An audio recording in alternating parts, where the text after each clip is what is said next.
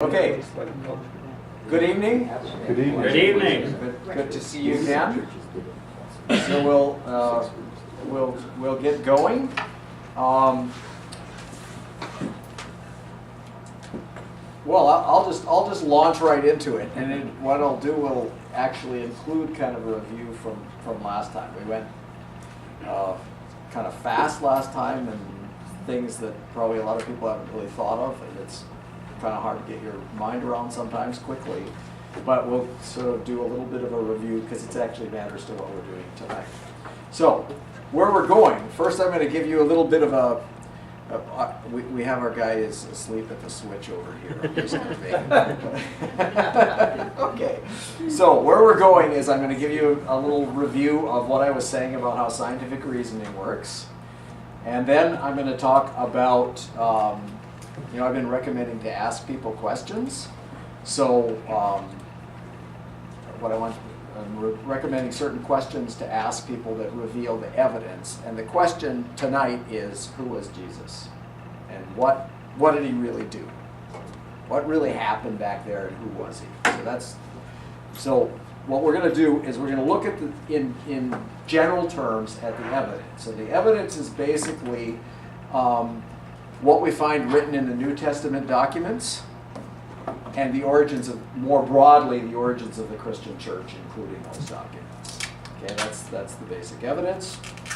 And then we're going to talk about the main objection to the argument I'm going to be giving you on the basis of that evidence. The evidence is from the New Testament, the origins of the Christian church. And I'm going to contend that the best explanation for that evidence is that Jesus really was who the New Testament says he was. God in the flesh, the Messiah, the Redeemer of the world. So I'm going to look at then the principal objection to that argument, and then wrap it up, draw the conclusion. So to review about how scientific reasoning works. Scientific reasoning is theoretical. It proposes theories to explain what we observe. Okay, it always goes beyond what we observe in one or of two ways, usually both. It draws universal generalizations on the basis of a limited number of observations. Okay, so scientific theories say things about say all electrons, not just a few, and all planets, all porcupines, all whatever, okay? It makes these generalizations, and we've never, in no case, have we ever observed all of them. So we start with a limited number of observations and draw these universal generalizations. And the other thing scientific theories do, almost always, is posit the existence of things that haven't been observed. In fact, most of the time, actually can't be observed. So in physics, for example, when you talk about subatomic particles like protons, neutrons, electrons, quarks, neutrinos, bosons, there's this whole plethora of these things that nobody's ever detected with their senses, but they infer that those things are there. So anyway, we're going to be doing the same thing that science does. You take what's observable and infer things that are not observable. But of course, it starts with what you can observe. So, so you go from what you observe to what you can't observe. And an important thing to notice about that is it's always a matter of probability. You can never say that a scientific theory has to be true on the basis of the evidence that we have. That's never true. The best you can say is it's probably true. Maybe it's really, really, really highly probably true. Maybe it's beyond reasonable doubt. But it's always a matter of probability. It's never a matter of absolute certainty. Okay, so now the question is, how? How do you go from a few observations of things to these generalizations that go far beyond your observations? How does the logic work? And what I said last time was the best, this is kind of ironic, the best explanation of how scientific inference works is by argument to the best explanation. Okay. What science does is it infers the truth of certain hypotheses or theories that provide the best explanation of the evidence we have. Starts with what we observe and say, well, this hypothesis, this theory, provides the best explanation of that evidence. Actually, I'll just a little digression to illustrate this. Big Bang Theory, there's two main pieces of evidence for the Big Bang Theory. One is the redshift. Light coming from distant objects in space is redder than it should be. Okay, and they can tell this because they can tell what elements are in stars long ways away. Okay, because they give off characteristic sort of light patterns. Let's just put it that way, signals. But those things are shifted a little bit to the red end of the light spectrum. Well, how can you explain that? Well, one way you can explain that is if the things are actually moving away from us. Light is a wave. So it's moving away from us, it stretches out the wave, makes it redder. Okay? So that's one of the pieces of evidence. The other piece of evidence is that there's a certain kind of radiation that the universe is full of that people discovered by accident. That's exactly the kind of radiation you predict if the universe began with a Big Bang. Okay, it has a certain temperature, a certain characteristic.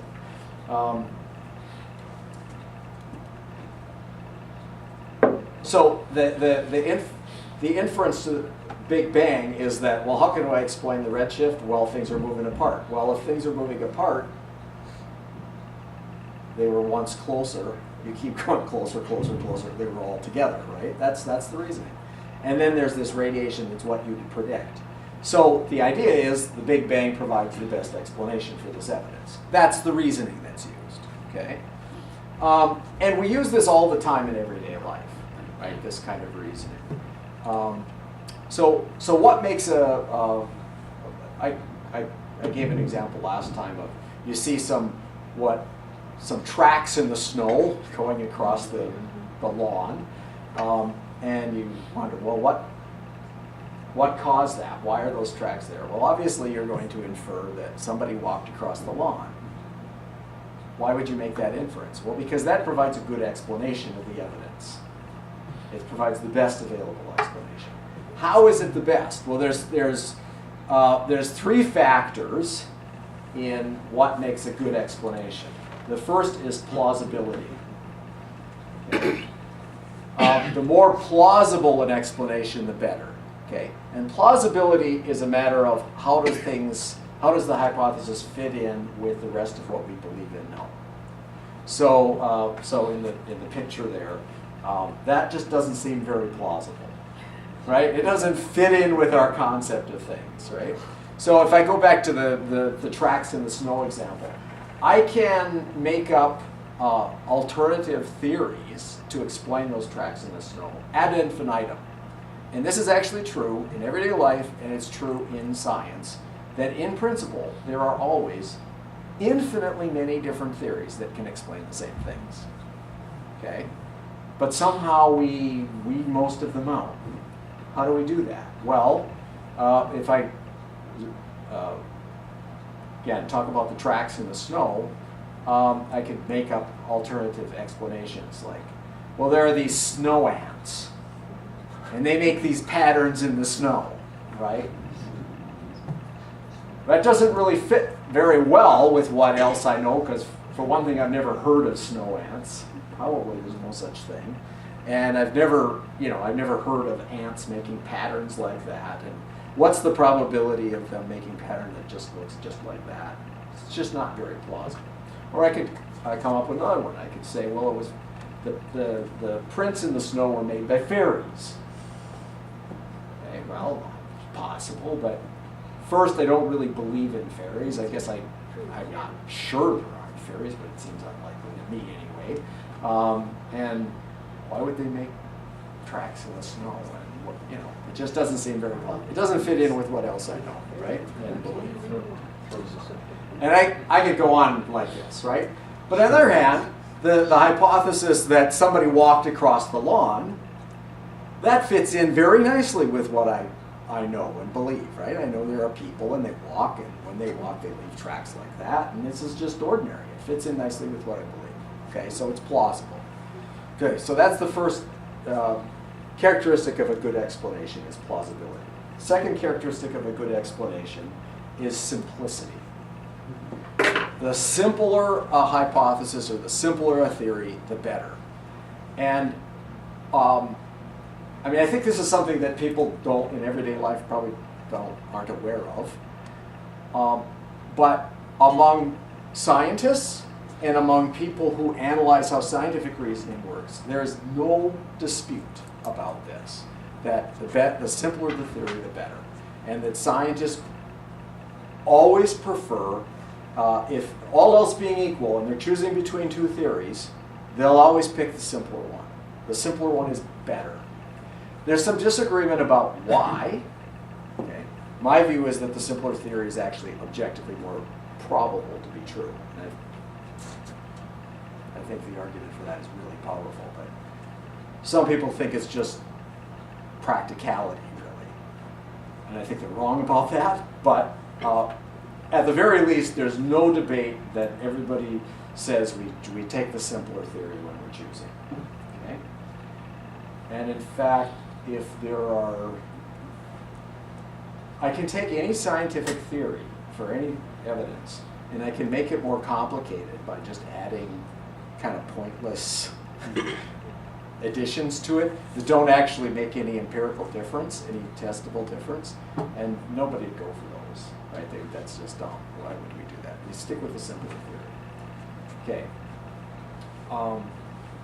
Okay. The next characteristic of a good explanation is explanatory power. Okay. The more that a theory explains, the better. If you have a theory that explains 10 different things, and you're choosing between it and a theory that only explains one thing, you go for the theory that explains 10 different things. Right? The bigger the scope of the theory, the more it explains, the better. So, for example, in Newton's physics, when he said the basic laws of motion, universal gravitation, principle of inertia applies everywhere, out in space as well as here on Earth, he's got one theory that explains more than the old view that just said, okay, this is how things work on Earth, and then you have other laws about how things work in the celestial realm. His theory had a broader scope, and that was part of what won the day for him. It also was simpler because it provided a simpler overall explanation of reality than what we had before.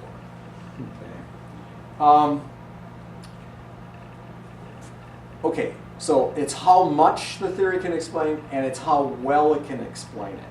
Now let's focus on that a little bit. A theory that explains something well, what that means is your evidence is what you'd expect if the theory were true, and not what you'd expect if the theory weren't true. Okay, and more carefully, it's a matter of to what extent the evidence is what you'd expect if the theory were true and not what you'd expect if the theory were not true. So let's go back to the footprint example. So you got these tracks in the snow.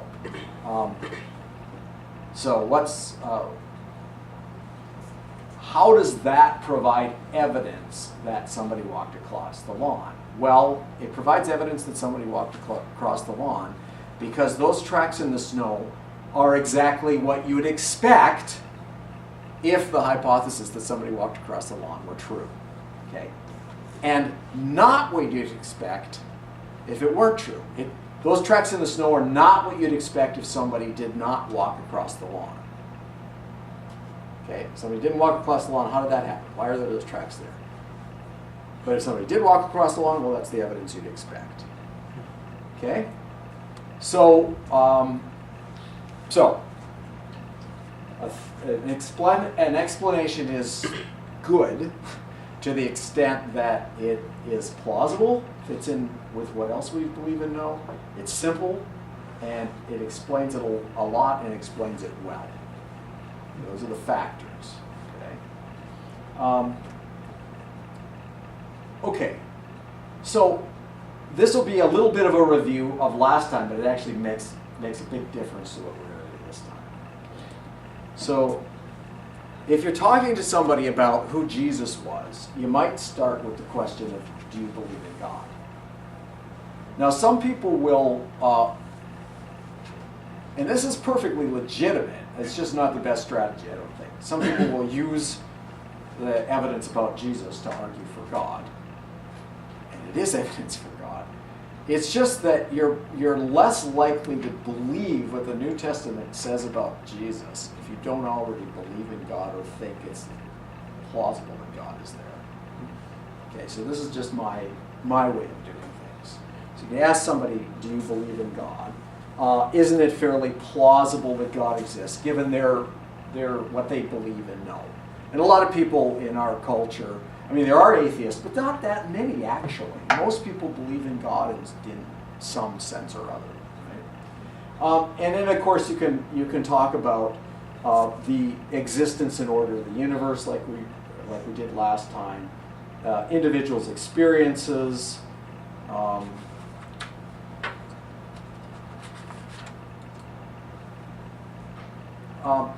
Let me. So here I'll review a little bit. The main point I was making last time is that the best explanation for the existence and order, the existence of the universe and the order in the universe is that God exists. Okay, why? Because it's the simplest possible explanation. If you think about this, what are the ultimate causes of the existence of the universe? Suppose we choose, well, suppose there are many independent causes working together to cause the universe. That's one hypothesis. Another hypothesis is that there's one cause. Which is the simpler hypothesis? There's one. Okay? What about whether the idea that the universe was caused by something else, which was caused by something else, which was caused by something else, and that just always was happening? So there's this infinite regress of causes. So that's a possibility. Abstract. But it's not really an explanation. That's a very important point, that there's a whole sort of philosophical literature about, does that actually explain anything? And my intuitions are it doesn't actually explain anything. It doesn't. It just passes the buck infinitely. Right? The fundamental question there is, okay, but if that were true, why is that whole chain there? There's no explanation for that. Okay, so there's something fundamental that's not explained. But you can also say, well, which is simpler, this infinite regress, or there's one ultimate thing? It seems like it's a simpler point of view to say that there's one ultimate thing that caused the rest. Okay, what's most likely about the nature of that thing? Either that thing obviously has to be unbelievably powerful to cause all of this, right? Limited power or infinite power? And what I was arguing is that it's actually a simpler concept to say that something is unlimited than to say that it's limited. Okay, so is the ultimate cause of the universe, if there's one ultimate cause of the universe, which is simpler, to say that cause has 858 units of power, or to say it has unlimited power, right? If I turn it around, it has certain limits, or it has no limits. It's a simpler hypothesis to say it has no limits than to say it has such and such limits. Think about it another way. If the ultimate cause of the universe has a certain amount of power, it's puzzling why that thing has that much power and not more. Why not less? Why not more? It's kind of puzzling. Whereas if the ultimate cause of the universe has unlimited power, well, you can't get more powerful than that. You can't go further than that. So it's a natural place to end explanation. Right? Obviously, anything that's caused by something else, that something else has to have at least as much power as what it causes. Okay? So you're going from things to more and more powerful things. Where does it end? Well, if you get to something that has unlimited power, that's the end. So it's the natural stopping point. So I've kind of looked at this from a bunch of different angles here to help you see that the simplest explanation of the existence of the universe is that it has one ultimate cause that is unlimited in power. And then I think if you analyze the concept of something that is unlimited in power, you really get the basic concept of God. God is omnipotent. Something that's unlimited in power would be able to know everything. Omniscient, okay? It's therefore aware, conscious in a sense. Also, that they would be able to know what's good and what's bad, and for then know that good is better than bad, and so would choose the good. Because omnipotent wouldn't really face temptation to do evil, so therefore would be perfectly good. So you get the basic characteristics of God just from that one concept. Okay, so theism, the view that everything was caused by one ultimate God, is the simplest explanation for the existence of the universe. And then last time we talked about the various kinds of order in the universe. We talked about the fine-tuning in physics, where there's all these factors in the physical world that seem to be just what they need to be in order to have a universe that could support life, and in order for us to be here. Well, how do you explain that? Well, it's a really simple explanation to say, well, there's an intelligent God who just designed it just right so that we could be here. You could say chance, but the probability of getting all that by chance is extremely low. So therefore, it's a weak explanation. The evidence is not what you'd expect if that were true. Okay. Let me focus on another thing that I didn't really talk a lot about last time, is just the existence of human beings. Okay. People like us who have lives, who can enjoy this world, who live with each other, interact with each other, help each other out, have histories, can love each other. Is that, let me focus on this factor of a good explanation as being explanatorily powerful. Would you expect, under which hypothesis would you expect the existence of human beings more? The hypothesis that God exists, or the hypothesis that God doesn't exist? Okay, so let me just ask you this. How surprising is it that there are people if you assume that God exists? It's not that surprising. It's not like you would just predict that, well, God would make creatures just like us. It's not like that. But it's not shocking. It seems like, oh, that might be something that God would be interested in doing, creating other personal beings who could have lives and enjoy the world and love each other and love God. Right? It seems like the sort of thing God might want to do. If you assume God doesn't exist, how surprising is it that there are people in the universe like this, that there are people? I think it's shocking. It's like, well, how did that happen? At the very least, it's much less likely to happen assuming that God doesn't exist than assuming that God does exist. Okay, so that's all about. The evidence is much more to be expected if God exists than if God doesn't exist.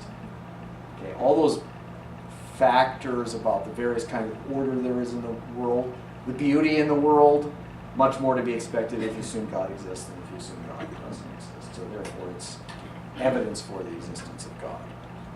I have a question here. Yes. So how do those who argue against the existence of God get around plausibility, simplicity, and explanatory power? I would say that most people aren't really familiar with how scientific reasoning works, right? So they haven't really analyzed it in that way. The people that really do understand scientific reasoning, they'll try to give it a naturalistic explanation. But let's focus on the fine-tuning factor.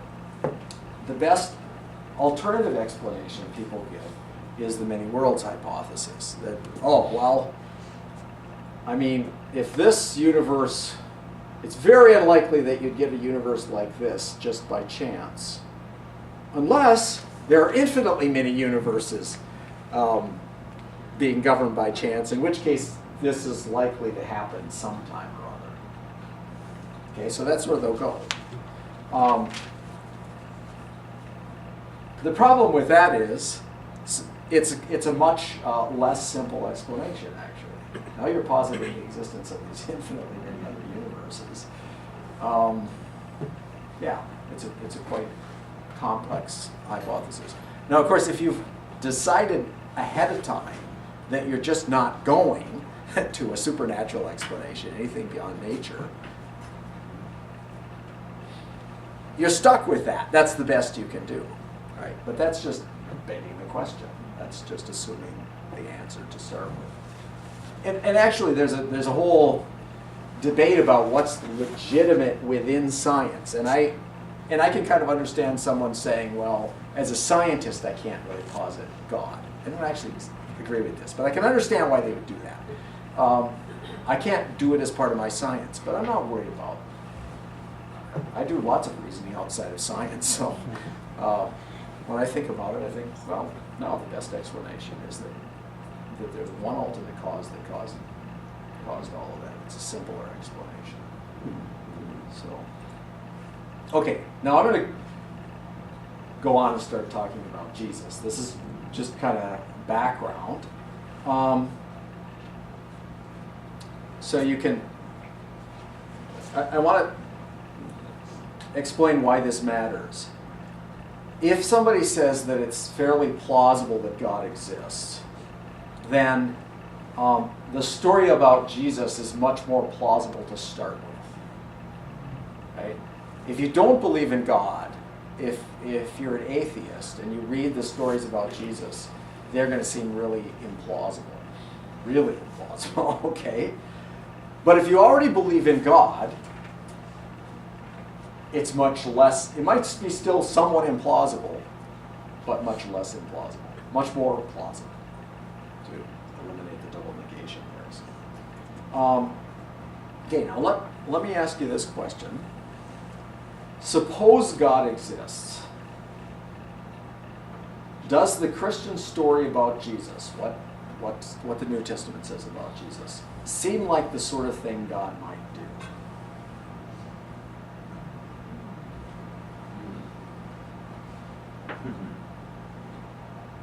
There'll be some disagreement about this one, actually. But does it sort of make sense, like this is something that God might want to do? Only if you have a understanding of evil, I think. If you believe that there is evil in the world. Right. I mean, so the whole story of redemption through Jesus is sort of starts with acknowledging that the world and we are just really messed up. Right? The world and we are full of evil. Or God created it that way. Okay, so that would be problematic. That's, of course, the problem of evil that we'll talk about next time. So, but if you sort of, okay, the world is messed up, but the ultimate cause of the world is God, does this seem like the sort of thing God might want to do? Well, I would maintain that it is the sort of thing. It's not crazy, to think that God might want to reach out to human beings and save them in this sort of way. Okay? It's not like you would just, like if you never read the Gospels, you never were exposed to the Christian faith. It's not like you would just think about the concept of God and say, I know what God would do. God would become a human being and, die on a cross. And no, it's not like that. But once you know the story and then think back on it, well, is this plausible about something that God might do to save the creatures he created? I think it is it makes sense in that sense. It's like, okay, this seems plausible, something that God might want to do. Here's a challenge from the chat room. Yeah. The Jews who believed in God did not find the Jesus story plausible. Question mark. That's right. But it's pretty clear that their theology got in the way pretty badly. Their concept of the Messiah wasn't what Jesus was, right? And so what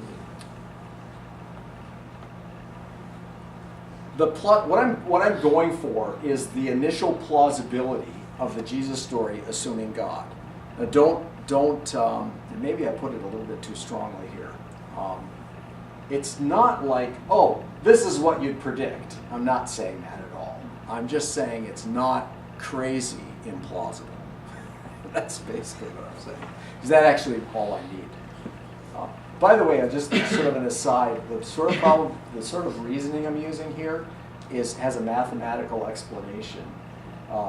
It's all based on a mathematical formula called Bayes' theorem.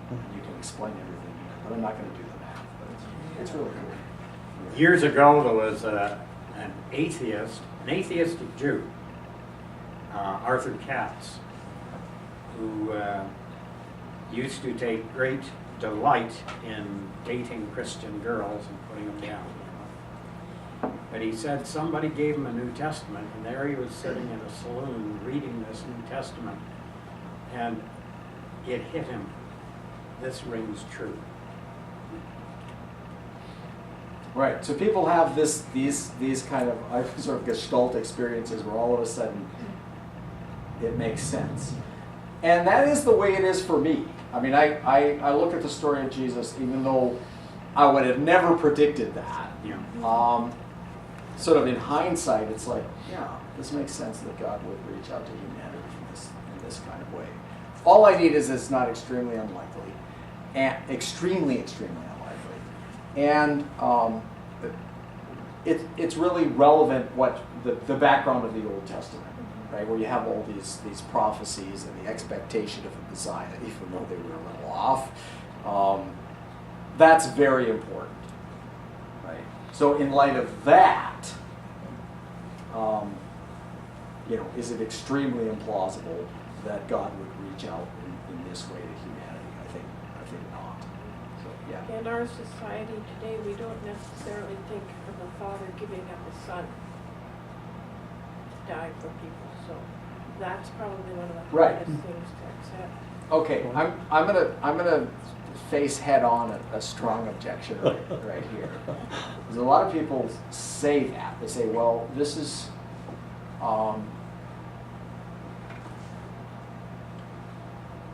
crazy. Like a father would never give up their son like that. God would never accept us as evil human beings and forgive us and that sort of thing. I think that's an exaggeration. I think on a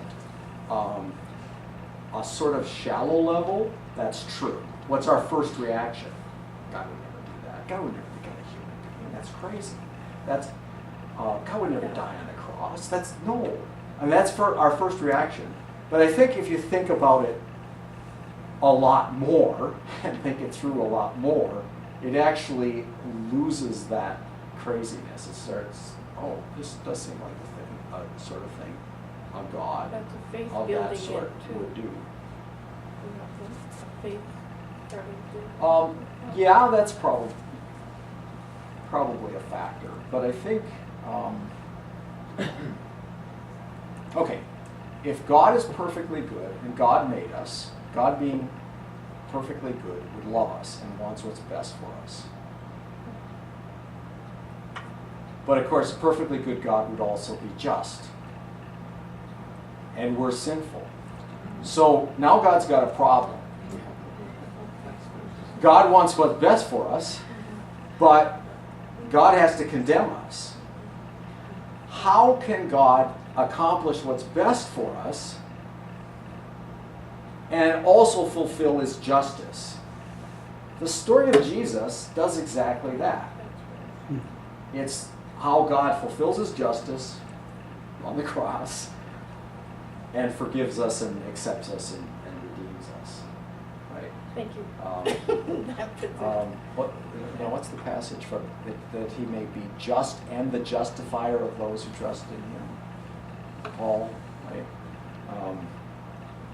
I think that crucial point shows why I think this is fundamentally, in the end, a plausible story, even though it sounds crazy to start with. So, okay, I'm going to go on. So the question now is, all I need there is it's not crazy and plausible, okay? It can be pretty implausible. Fine. It's not crazy and plausible if you believe in God and you have his background. Okay, next thing. Okay, did Jesus really say and do those things? So did he really live this extraordinary life? Did he really have those amazing teachings? Did he really fulfill all those prophecies? Did he really perform all those miracles? I'm wanting you to switch slides. So I was trying to read the chat here and decide if I should interrupt or Oh, okay. Did he really rise from the dead? Okay, so the question is, did Jesus really do all those things? Okay. Okay, let's just suppose that he did all that. Okay, the ultimate question is, who was Jesus? Okay. How plausible is it that Jesus really did all that, but wasn't who he claimed to be? Wasn't the Messiah, was not God in the flesh, was not who the New Testament says he was. How plausible is that? He performed miracles, he fulfilled prophecy, he rose from the dead, but he wasn't all that. How plausible is that? Unplausible. Ridiculously implausible. Right? If he wasn't who he said he was, how could he do all that? Right? How could he do that if he wasn't who he said he was? Flipping it around the other way, if somebody's able to do all those things, it seems reasonable to believe that person when they give you the explanation of how they're able to do that, rather than just believe somebody else's story about it. Right? So if Jesus really, bottom line, if Jesus really did all those amazing things, it's extremely unlikely, it's ridiculously unlikely, that he wasn't actually the Son of God, the Messiah, God in the flesh. Okay. So if Jesus isn't really who the New Testament says he is, then he must not have done all those things. Okay, so if Jesus isn't God, etc., then all those stories in the New Testament must not be true. He must not really have performed miracles, rose from the dead, lived an extraordinary life, extraordinary teachings, all that whole package. That can't be true. Okay. But now here's the fundamental question. If Jesus didn't say and do those things, if he didn't do those extraordinary things, how did the New Testament come to say that he did? Okay, how did it happen that Jesus didn't do all that, but the New Testament says he did all that? How did that happen? Okay. And what we're going to do is we're just going to go through and consider different possible explanations of how the New Testament would have said those things about Jesus, and the Christian church originated, in the first century Palestine and grew from there, how that happened, even though Jesus didn't really say and do those things. Okay, how could that happen? Okay. Yeah, that's what I just said. If Jesus didn't say and do these things, how did the New Testament come to say he did? And if he didn't say and do those things, how do you explain the origins of Christianity? How did that Christianity originate in the Palestine in the first century and just kind of grow in the world? How do you explain this, right? Especially the beginnings of it. Okay, and my argument is going to be that every alternative explanation to Jesus really doing those things ends up being extremely implausible. Okay. Now you might think, well, it's really unlikely that somebody really did all those things. Okay. But I'm going to argue that the alternatives are even more unlikely. Okay. They're really implausible. Okay. So, start with first hypothesis. The authors of the New Testament, or their sources, say Luke is getting a lot of his information from other people. So maybe it wasn't Luke that was lying, but somebody was lying to him, right? So the authors of the New Testament, or the people they're getting information from, were just lying. They were saying that Jesus said and did these things, even though they knew that he didn't. Okay, they knew that he didn't do these things, but they were saying that he did. Okay, so let's think about that hypothesis. Okay,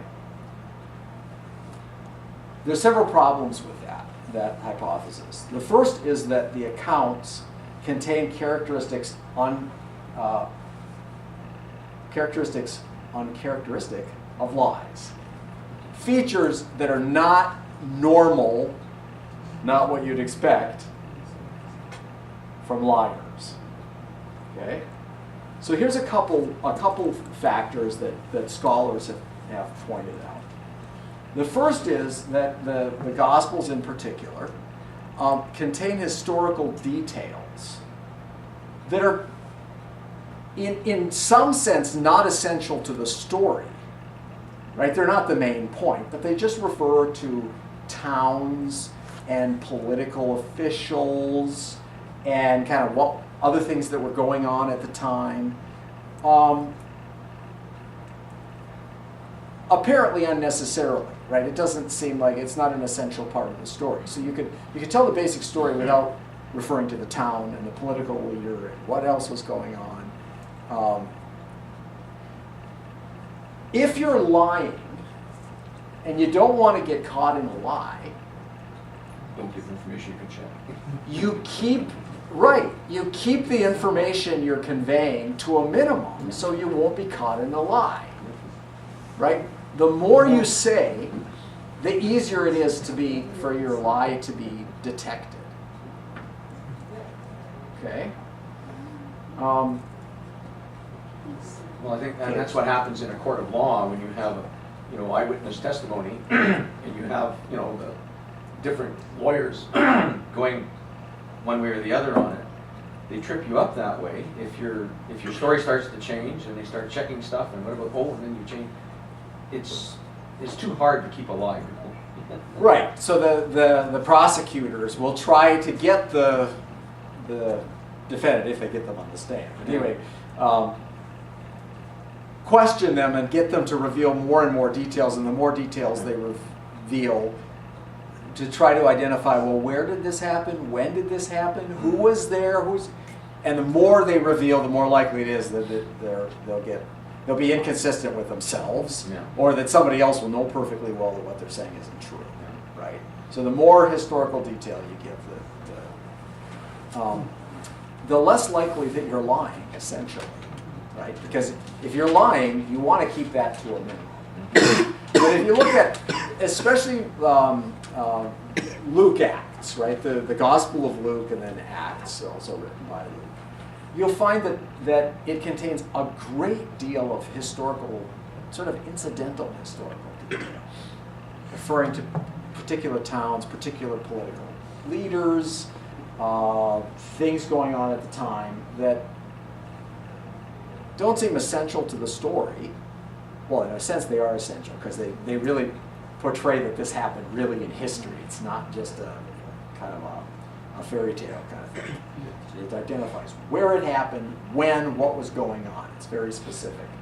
But to the general point, lies, an effective liar doesn't give that kind of historical detail because it's a good way to get caught. Okay, so the Gospels and the New Testament documents contain historical details that you would not expect them to contain if they were lies. Okay. The next characteristic or another characteristic that they have that you would not expect if it was a lie, is that they contain embarrassing facts. Okay, so for example, the first witnesses to the risen Jesus are women. Now in our culture that does, but you got to realize that at that time and place, women were not considered reliable witnesses. Like their testimony wasn't considered adequate in court. That's just the way it was, right? So if you were making it up, the story of Jesus' resurrection, would you make women the first witnesses? No, absolutely not. If you want to convince people who don't really trust the testimony of women that Jesus rose from the dead, you make men the initial witnesses, right? So that's one of the things that scholars have pointed out about the gospel accounts. Another thing is, you got to say that the disciples in the Gospels really look like bozos a lot of the time, right? They're so thick-headed, they just won't get it, right? And it's not normal for a person who's making up a story involving themselves to make themselves look really bad, especially when they need to be credible as they're going out and convincing other people, right? That's not what you'd expect. Okay? So that's another characteristic that is not what you'd expect if the stories are lies. Okay? You wouldn't expect these embarrassing details. Another factor, very important factor, is that in the New Testament documents, Jesus is portrayed as doing all these amazing things publicly. Okay? Now, why wouldn't you, if you're making up something, that some amazing thing happened, would you say, this happened, in the middle of Rexall Place, on the ice in front of 10,000 people at a hockey game? Or would you say, well, this happened in so-and-so's living room and nobody was there? Right? That would be the easy way, right? Nope, because the problem with saying that something happened publicly is then you can check it, right? And if you're saying something happened and people know people who were in the vicinity and they all say, what? No, we never saw that. What are you talking about? You get caught in the lie, right? So if you're lying, you're much better off saying it was done sort of in private, secretly, hardly anybody there. Just, the one person or something like that. Like behind a veil or a curtain dictating tablets or something. I won't mention which group. Right. So, but contrast that with Paul in 1 Corinthians chapter 15, talking about all the witnesses to the risen Christ, and including 500 at one time, and most of them are still alive. Well, if you're lying, that's a really stupid thing to say, because it's just too easy to check, right? For people to talk and say, well, what? Nobody saw that, right? So that's another characteristic you wouldn't expect from lies. Second, so second fundamental problem with the hypothesis that it's all lies is that if it was lies, how could so many people have believed it? Okay. I mean, think about what the Gospels say Jesus did. I mean, it is truly extraordinary. So in a very real sense, I would say it does start out really implausible. Okay? Somebody said, oh, you know, so-and-so yesterday down the, you know, at my neighbor's house, raised somebody from the dead. How would you react? Like you just, yeah, right. I mean, you wouldn't take it seriously at all. Right? So the Gospels are full of these really extraordinary claims. If they were just lies, and even if it isn't the Gospel writers themselves, but who they got it from, if it's just lies, how did it happen that so many people actually believed it? It was just made up whole cloth. There's no way that all these people would have believed this stuff.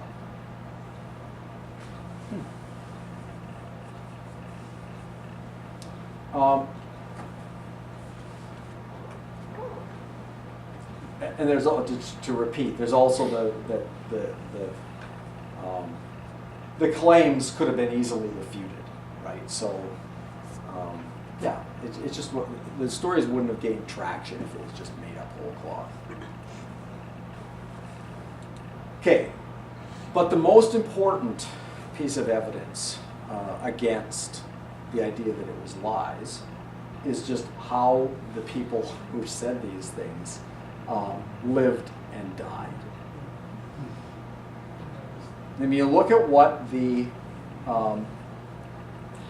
if Jesus' apostles, if those first disciples made up this story, how do you explain all the suffering they went through, all the trouble they went through to proclaim this message, including being willing to die for it if they were lying, and if they knew it was false? That's just hopelessly implausible, right? And especially, you could maybe kind of stretch your mind to think, well, maybe one person could pull that off.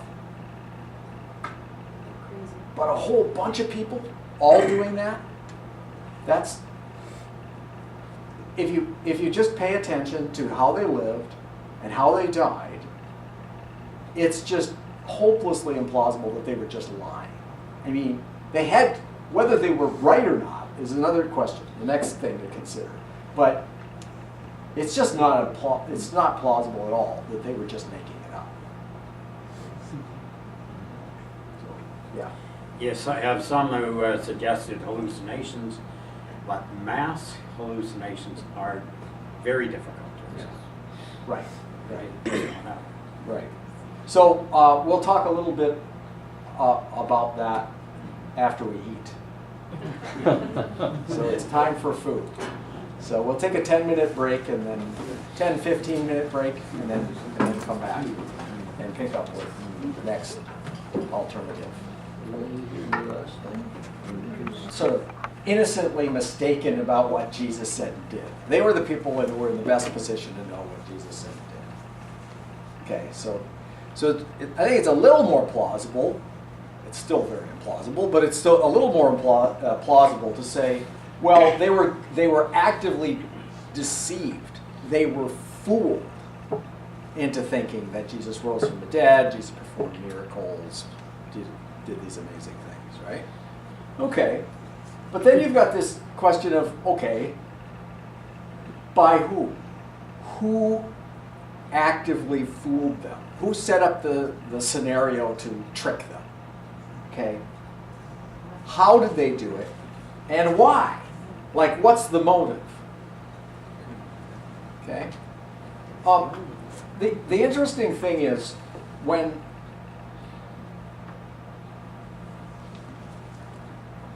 let me just get you to see the basic reasoning here is if there's 5 different possibilities for something, and you kind of say, well, it couldn't have been 1, and it couldn't have been 2, and it couldn't have been 3, and it couldn't have been 4. Well, what's the right explanation? 5, right? So we're going by process of elimination here. And what I want you to see about this idea that they were deceived and mistaken in general, and actually to this whole area, people will say things. They say, well, maybe they were just mistaken, or they say make kind of flippant claims about how this could have happened. But as soon as people start getting in there and trying to explain in detail how it could have happened, it gets incredibly implausible really fast.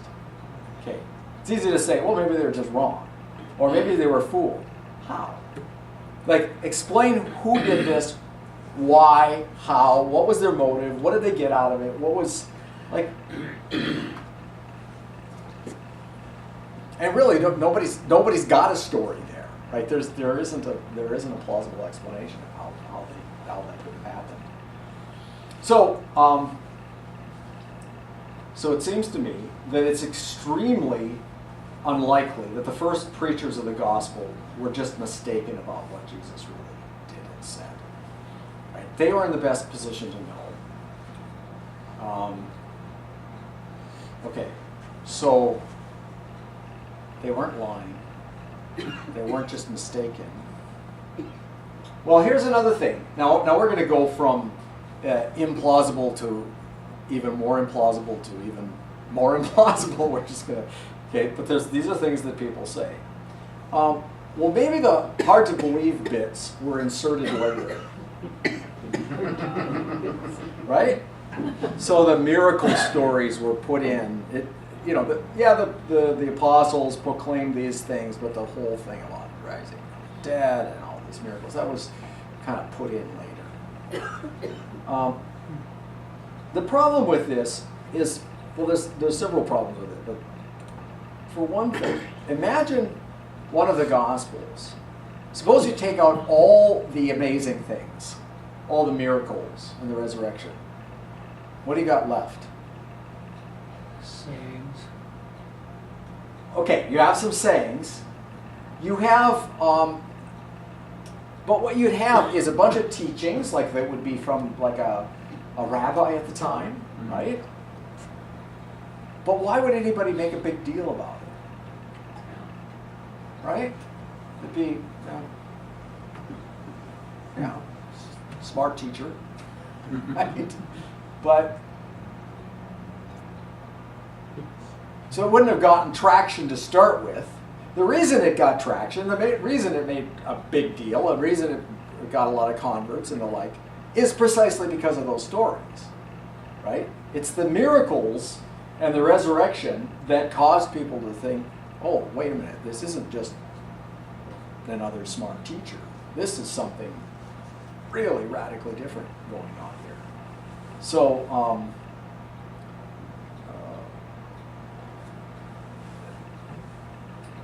Jesus wouldn't have been a really big deal in the first place if it wasn't for those things.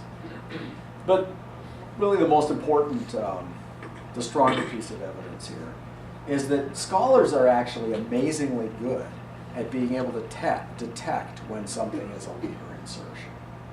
And they do it all the time. As you may know, there's all kinds of old manuscripts of the New Testament documents, and it's pretty common for them to differ from each other. Okay, don't exaggerate this, but there are minor differences.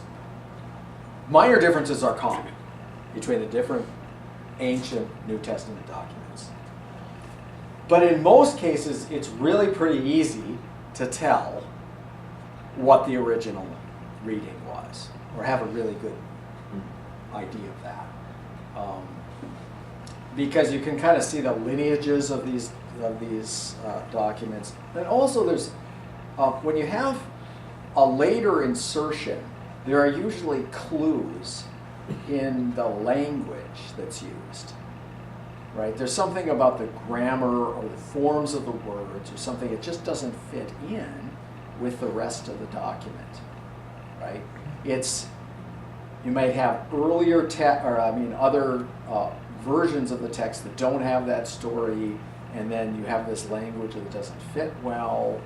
And various techniques like that where scholars are really really quite good at being able to tell when something is a later insertion. And you can quibble about a few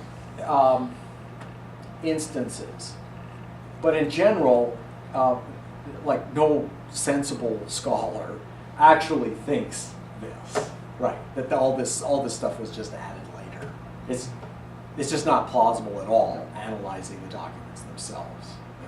It's clear, again, with maybe a few odd exceptions, but for the most part, it's clear that those miracle stories were in the original texts. They were in the original drafts of the Gospels.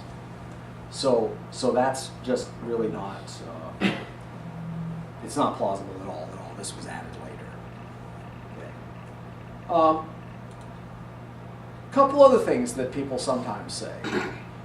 Again, we're going ever more implausible. So people, scholars will never say this, because they know there's no way. But people on the street will say this. Well, maybe it's myth.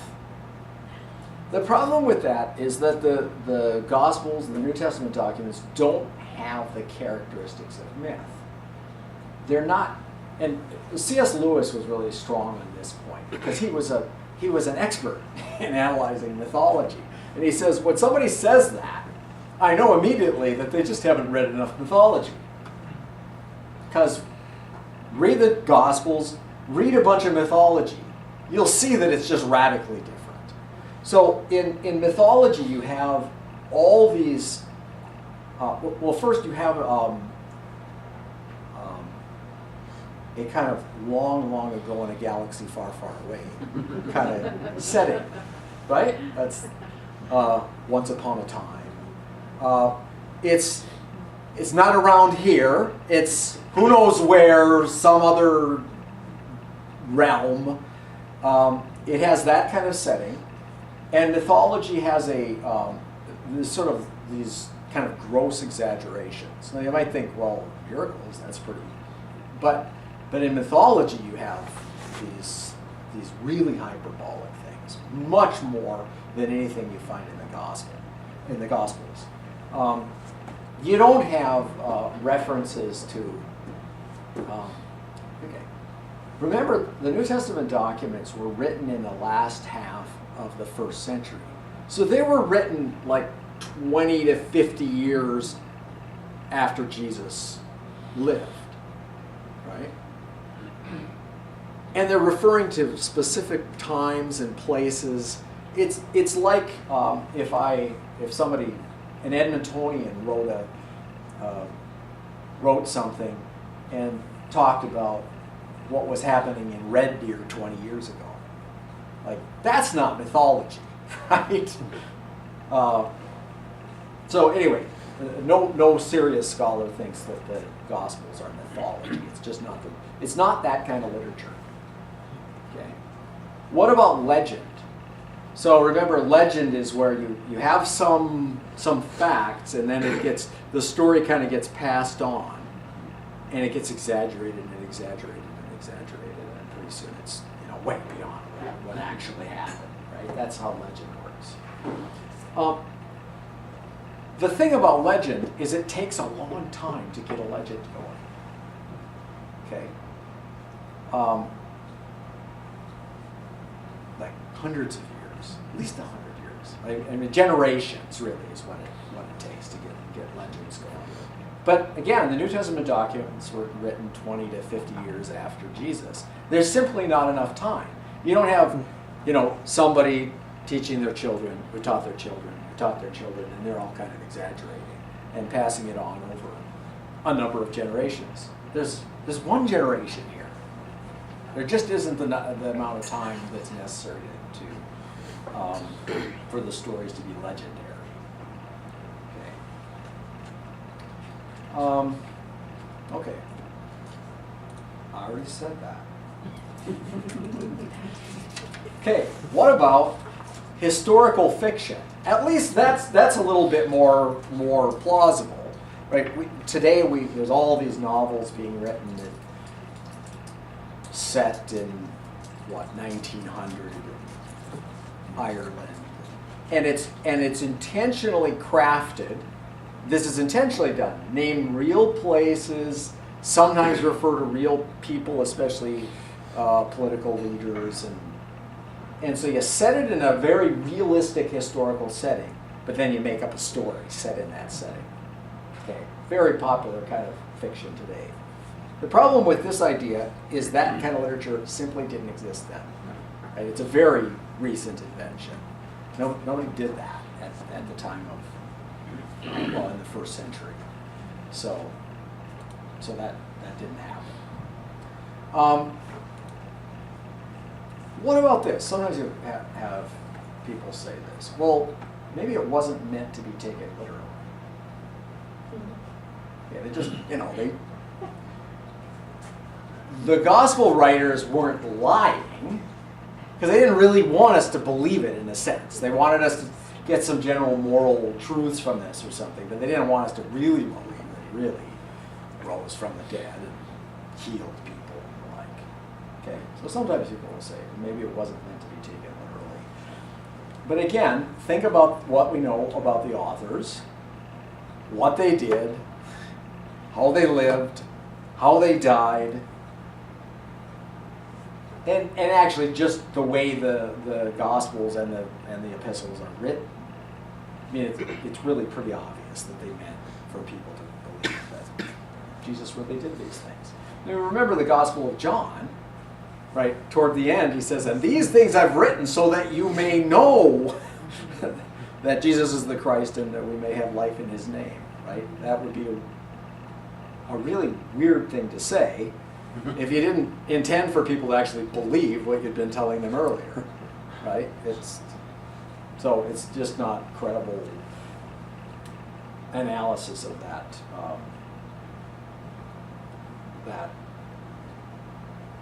of the Gospels. So, okay, so every alternative explanation of how the New Testament came to say these amazing things and how the Christian church originated is extremely implausible. Okay. Now, what's the remaining hypothesis?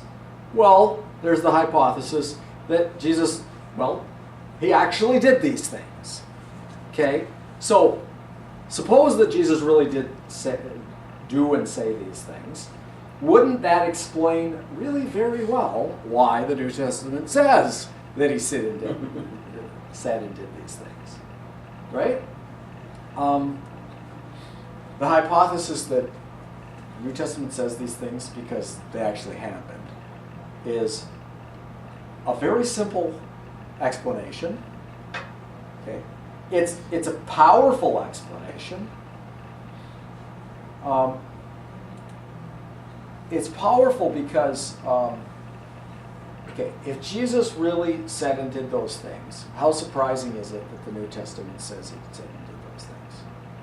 Not surprising at all. That's what you'd expect. Right? How surprising is it that the New Testament says and did those things, or the New Testament says those things, if Jesus didn't do those things?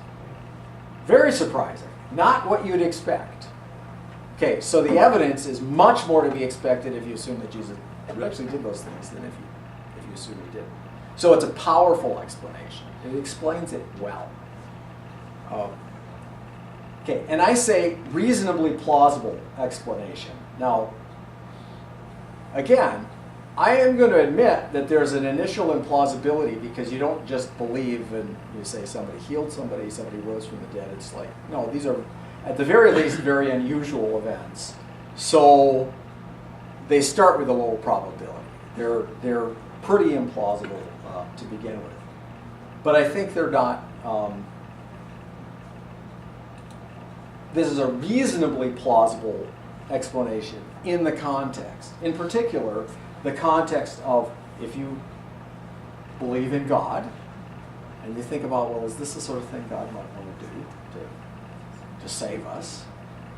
And if you think about the Old Testament and God interacting with the Hebrews and seeming to predict a Savior, and they're expecting a Messiah, and then, so in that context, it doesn't seem really implausible, right?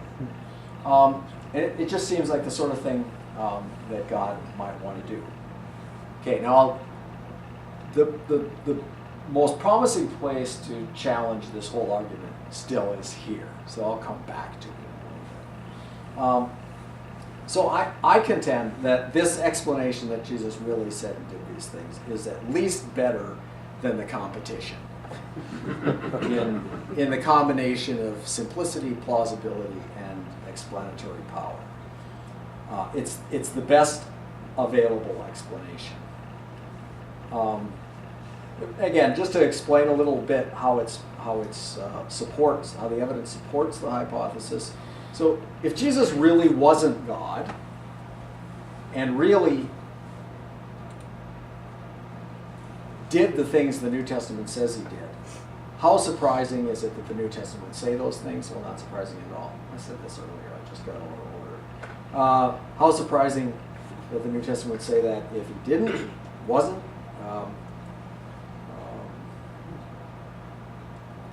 I'm going on. It's not surprising at all. If Jesus wasn't God, didn't do those things, how surprising is it that the New Testament would say those things? Very surprising. Like, how did that happen? Okay, so it obviously provides evidence. That documentation provides evidence for the claims of the New Testament about Jesus. Yeah, would you expect this if Jesus was not God? If he didn't do those things? Not at all. The probability of the New Testament existing, saying all those things, the church originating, if Jesus wasn't God and Messiah, is extremely unlikely.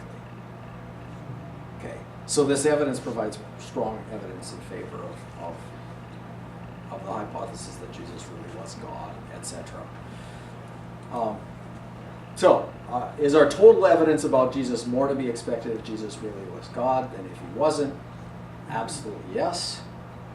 How much more? How much more would we expect that evidence if Jesus really was God? Way more, vastly more.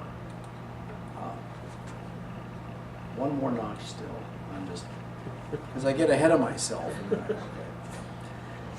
Okay, so the evidence strongly supports Jesus' deity, etc. All right, now to the main objection. Here's what people will say. They'll say, yeah, it's hard to lay out a really good, plausible explanation of why the New Testament says these things, of how the church originated. A good naturalistic explanation. But surely it's more likely that something like that happened than that Jesus really rose from the dead and performed those miracles. I mean, isn't that just so unlikely to start with that forget it? Right? That'll be the main objection. As implausible as the alternatives are, that Jesus really performed miracles is even more implausible. Because miracles don't happen, or we don't see them anyway here. They're very rare at the very least. Right? That just starts out really implausible. The problem with that objection is that it essentially begs the question. It assumes to assume that all that is extremely implausible or extremely improbable is just kind of to assume a naturalistic point of view, to assume that God isn't there and concerned about us, which just is really assuming what they're trying to prove, right? They're really begging the question. I think if you really are, so you're not really being open-minded then. This objection is an expression of not really being open-minded. It's to kind of assume the conclusion, well, there aren't really miracles. Well, but that's the point at issue, right? If you're seriously asking the question whether Jesus really performed those miracles, you have to be open to the possibility that he actually did, right? And then you're doing an investigation and you're reasoning about, well, how likely is it? So if you just say, if you start with, well, it's just ridiculously implausible to start with, you're really assuming your answer before you've done the investigation. So it's nothing justifies that prejudice. I think it's just there isn't anything objective that justifies that prejudice. You're just kind of assuming this point of view. So the conclusion is, in light of the historical evidence and the principles of scientific reasoning, I think it's sort of from an objective point of view, much as we can do that, it is highly likely that Jesus really was who the New Testament says he was. That's from a point of view of scientific reasoning. Of course, personally, I'm more confident of that, but I think that's the Holy Spirit, right? So, I have one other sort of point to talk about, but let's just, I'll talk about that just briefly, but questions, discussions, objections, what do you think? Actually, I got one more slide here I should tell you about. If you want to know where I got all this, I've referred to Richard Swinburne before. He, among the other books he's written, he wrote a book called The Resurrection of God Incarnate, which is a really good book. It's also really, really hard reading. So, but another one that's a lot easier to handle is Geisler and Turek's book, I Don't Have Enough Faith to Be an Atheist. Go through a lot of those things much more simply. But, okay. Questions?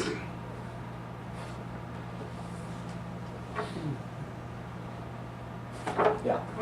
In regards to scientific reasoning, Yeah. choosing simplicity, Yes. what's the reason why we would choose simplicity in the first place? Okay, so the question was, why do we choose simplicity? Why should we prefer the simpler explanation? That is an extraordinarily good question. And I don't have a good answer to that. But I'll just say that if you observe how people reason, they do in fact always prefer the simple explanation. And it isn't just that I maintain, it isn't just that they prefer it because it's easier to work with. It's that they actually find it more likely to be true. Clearly, over and over again, if you just observe how people are reasoning, they get some evidence, they draw a conclusion, they make inferences, they're all the time choosing the simpler explanation. And in science, it's very clear. And scientists know this. They'll explicitly say that you go for the simple explanation. Why? There is not agreement on that question. So there's two basic lines of thought on that. One is that it's just simpler. It's easier to work with, so why not keep our lives as simple as we can and go for the simple explanation. The problem with that, though, is that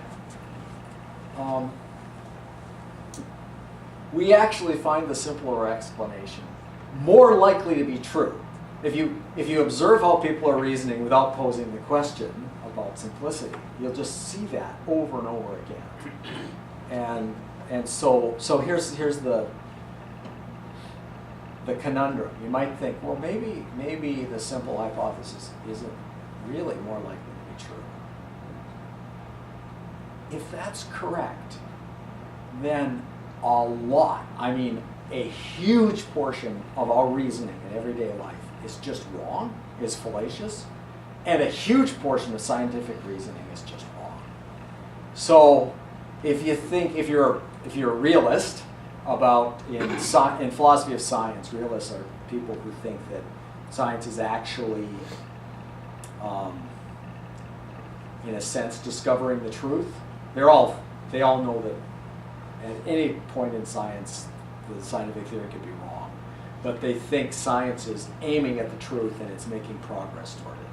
Okay, so if you're a realist in science, you have to think that the well-supported scientific theory has a high probability of being true. And the only way I can see to justify that is if the simple theory is actually more probable to be true, because they're using simplicity all the time to focus in on the theory they settle on, if you will. It's the simplest theory. So that's kind of a long question, or a long answer, but it's actually a big item of debate among philosophers of science about understanding this preference for simplicity. So, I was thinking it's more like the lie versus the truth.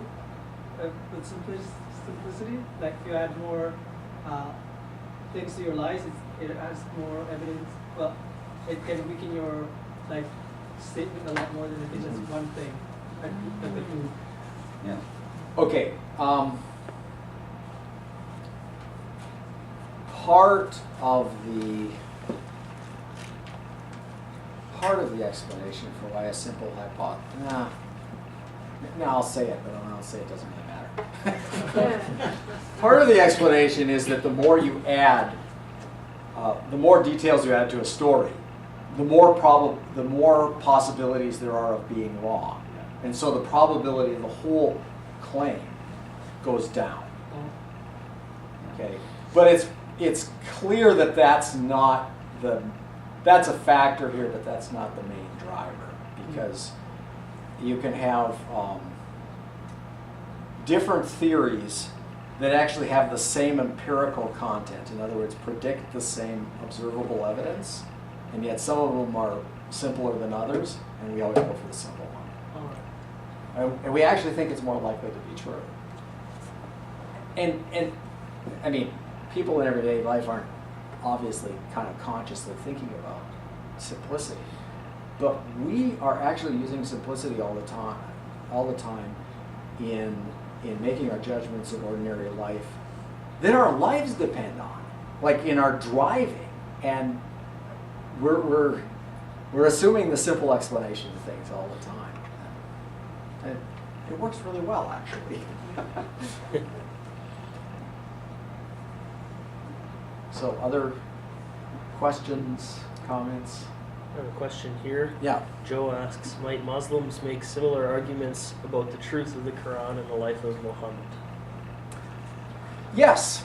So Muslims could make the same sort of arguments, okay, and they sometimes do, okay.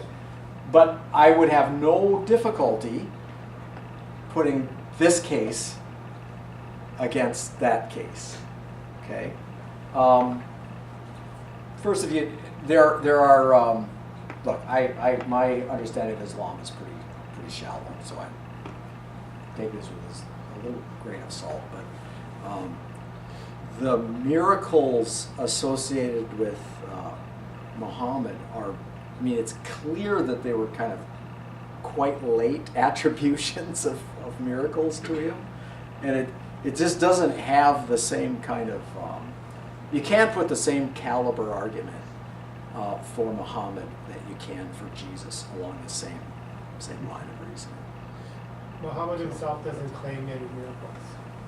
Muhammad doesn't claim Right. miracles. Right. So, and of course, Muhammad doesn't make the kind of claims that Jesus made about himself at all, right? About actually being God. That's a really blasphemous statement for a Muslim, and actually, interestingly, a Jew for a Jew. Okay, so this is another thing to think about. How did these people come to believe these things, given the background that here you have these, well, when Jesus says, before Abraham I am. It's no shock that they tried to stone him, right? This was a very blasphemous statement, if it wasn't true, right? So, if you're a Jew, which all his apostles were, right? In this Jewish background, where there is an absolute separation between man and God. I mean, we're made in the image of God, but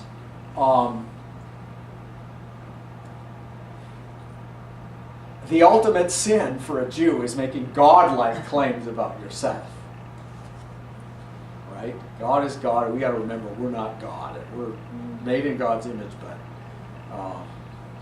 big difference between God and us. So you have this man who's making these claims, these God-like claims, that claims the ability to forgive sins. Okay, saying before Abraham was, I am. Referring to the Son of Man, which is a kind of well,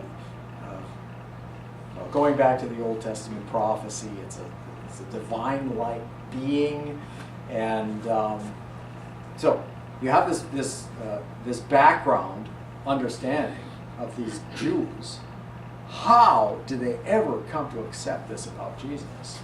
It had to have been something really amazing going on, or they would have never believed something so outrageous.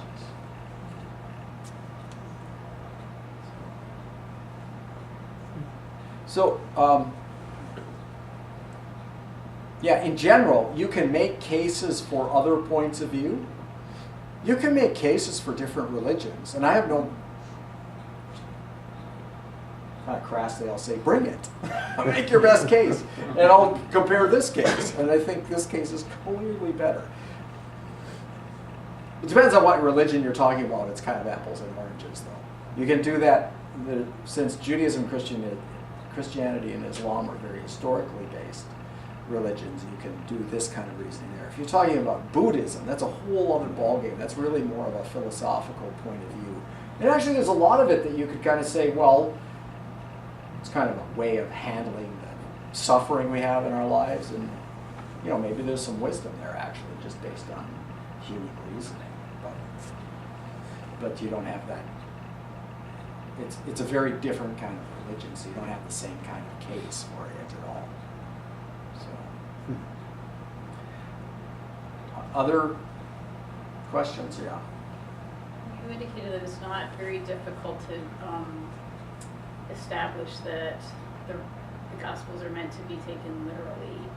So how do we explain that there are even Christian pastors who don't take parts of the Gospels literally? People that say Jesus didn't really rise from the dead, or that feeding the 5,000 while everybody just brought out their little fish and loaves or whatever. Right. So there's lots of people today, obviously, who think we shouldn't take the Gospels literally.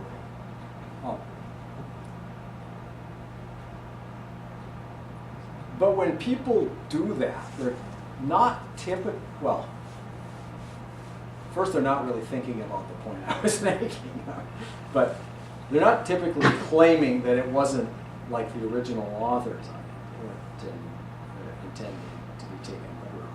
They're just saying they can't take it literally, but they still think it has good lessons you can get from it.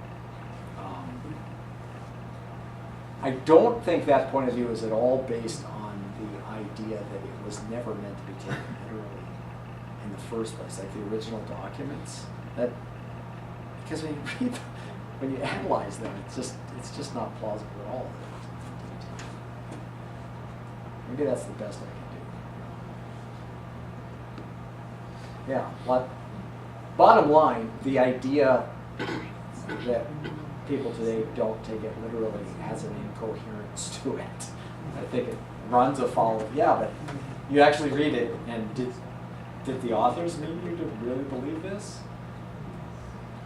Then there's a sort of disconnect.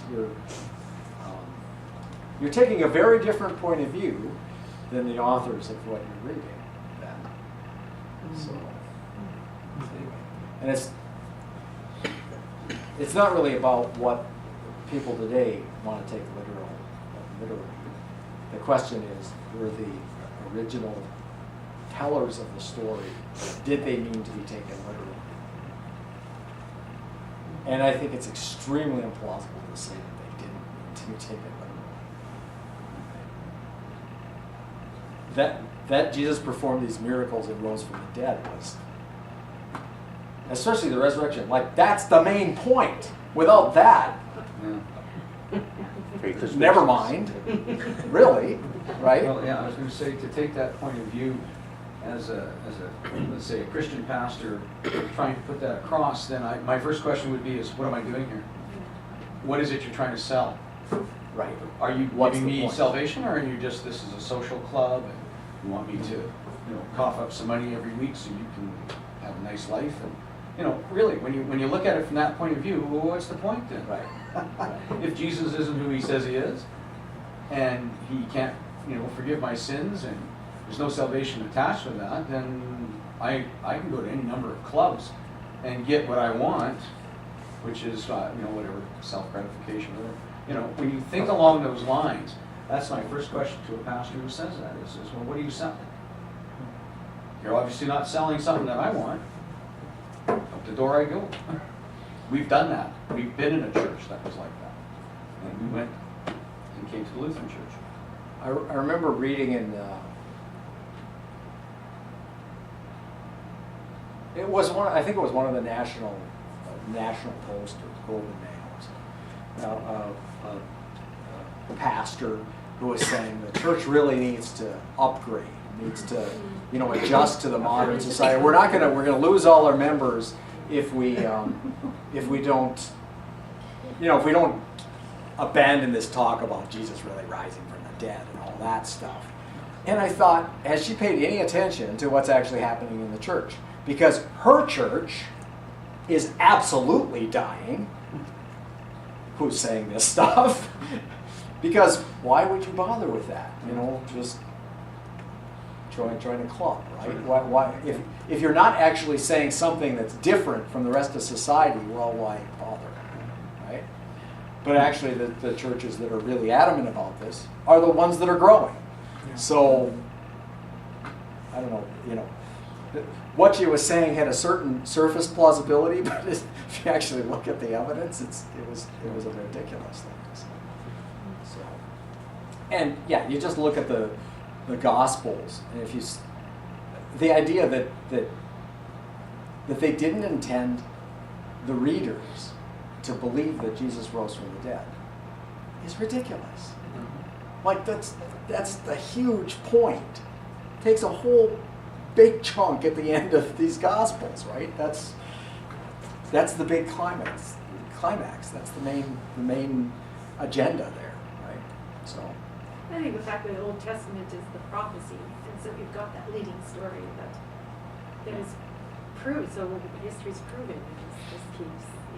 Yeah, I think the Old Testament background is very important because it makes it more plausible. If it was just it happened and it was completely without that context, it would be harder to accept. But okay, there's already this sort of history where it seems like God is interacting with people and predicting things and promising things, and then it's much more plausible in that context than without that context. So, yeah. A number of years ago, and I don't remember how long ago, there was a conference of scholars took place in Europe, but the topic was the resurrection. And most of the scholars downplayed it, said, well, maybe a spiritual resurrection, this kind of thing. There was one scholar, not a Christian, a Jewish scholar, who argued for an actual bodily resurrection of Jesus Christ. But why? I can't explain how the church ever got started without that. Right, right. He said, I don't know why God raised him from the dead. I don't believe that he was the Son of God, but I'm convinced of that. And Right. this will be. So yeah, just the basic, the origins of the Christian church, I think, are not plausibly explicable, unless you say Jesus actually really did these things. Actually, let me go back to something you said earlier about the idea that people hallucinated, and that's why they thought that Jesus rose from the dead. So seriously, I should have, I forget the name of the scholar, not long ago, like in the last 10 years maybe, 10, 15 years, wrote a book where he argued. So he is trying to find an alternative explanation to all these stories of Jesus' resurrection and the origins of the Christian church. And the conclusion he came to was mass hallucination. There's a whole bunch of people who hallucinated the same thing. And what I find so amazing about that is that, I mean, just think about how implausible it is to have a whole bunch of people hallucinate the same thing at the same time, right? That doesn't happen, okay? Why would you accept such an implausible explanation? Well, the only reason you would accept that is if you basically started with the assumption he couldn't have really raised from the dead. So it has to be something else. And that's the best you can come up with. But what's really amazing is that is the best you can come up with, this incredibly implausible story. And it shows that, I mean, so why should we be so sure that there aren't miracles? Like, I can see people saying, well, they're unusual. Yeah, okay. But what could justify just saying, well, all there is nature? It's just an assumption, right? So if you're open-minded. One last point. The teachings of Christianity are based on the teachings of the Bible. Okay, so all I've talked about is who Jesus is and what he did. What about the teachings of Christianity in general? So the teaching, what we learned from Paul, for example, and from the Old Testament prophets and the like. How do we get confidence in all that? Why should we believe all that? This is a test. It's because of what Jesus taught, right? Jesus taught, plainly had confidence in the Old Testament scriptures of his time, that they were the Word of God, they were authoritative, they were telling us the truth. And then he predicted, he talked about the authority that his apostles would have, that he gave them the Holy Spirit, said the Spirit would give them the truth, and then the apostles themselves taught that their teachings and their writings also were inspired by God, like the Old Testament teaching was inspired by God. So the basis for all the teachings of Christianity in general is the teachings of the Bible. How do we know that they're telling the truth? Because Jesus taught that, and Jesus is God. To really boil it down, that's how we know that. So anyway, we're out of time. Thanks for listening. Next time we'll just go through a number of common objections, that arguments people use against the Christian faith. Like, well, with all the evil in the world, how could there be a good God? There can't be a God like that. Science shows that Christianity isn't true. If God were there, wouldn't God make it obvious to everyone? Why would God be so, leave people hanging, so to speak? A number of objections like that we'll deal with next time. So, thanks. See you then. Thank you.